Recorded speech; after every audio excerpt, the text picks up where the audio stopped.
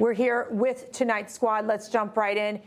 Chris, I mean, just horrific to watch this innocent woman die in the hands of this repeated offender that literally, obviously, with mental health issues, but also with a criminal record of felony, larceny, robbery with a dangerous weapon. What happened here?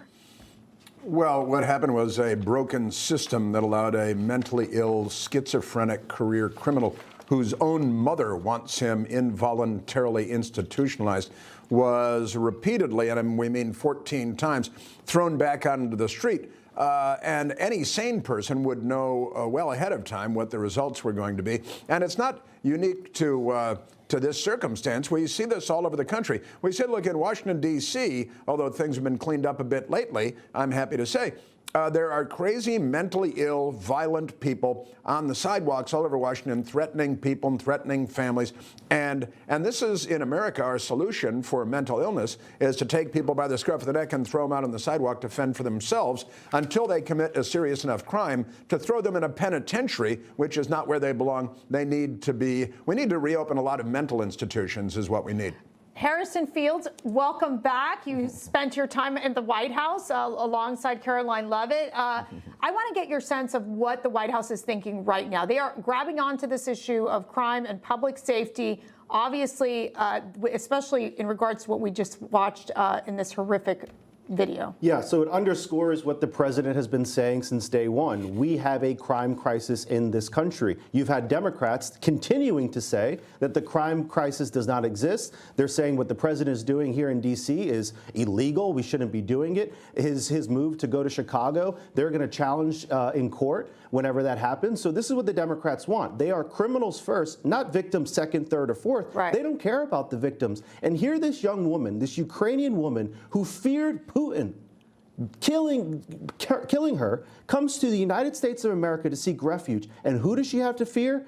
Democrat leaders who failed her because they leave this asinine criminal who's been convicted of not one but 14 crimes. Right. To kill her senselessly. And I had the displeasure of looking at that video in its totality. It just tears at your heart. Yeah, and what's even worse is you have individuals, bystanders, walking by her, there was a pool of blood. What is happening here in America sometimes? I mean, just so perplexing. Attorney General Pam Bondi announcing there will be accountability for the murder of Irina Zarutska, writing, "I have directed my attorneys to federally prosecute DeCarlos Brown Jr., a repeat violent offender with a history of violent crime, for murder. We will seek the maximum penalty for this unforgivable crime, and he will never again see the light of day as a free man." North Carolina Republican Congressman Tim Moore is also now calling for the removal of the judge who released the 14-time offender, writing, "Today I led a letter calling for the removal of Magistrate Judge Teresa Stokes, who released a 14-time offender who went on to murder Irina Zarutska in Charlotte.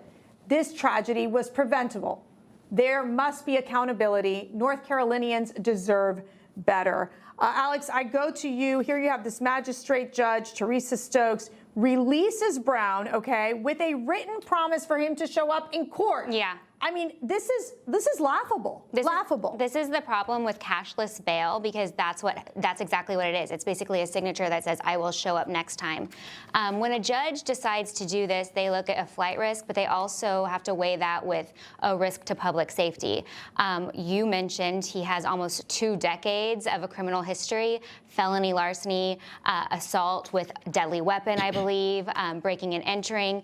I think the mom said something that the system failed him. No, the system has failed his victims. He should have been locked up. And to Chris's point, we're having prisons act as mental health facilities. He was incarcerated for 5 years. Clearly, that did not do enough to make him safe to be out on the streets. His mom had to get him involuntarily confined, which was basically 2 weeks of treatment. And of course, then he's back on the streets not taking his meds. And here's exactly what happened. I did see that his sister actually had a domestic violence incident with him. She ended up dropping the charges. Had that case gone through, it makes you wonder, would he have been on the streets?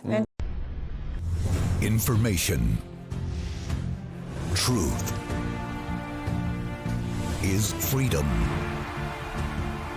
is Newsmax. It's real news for real people.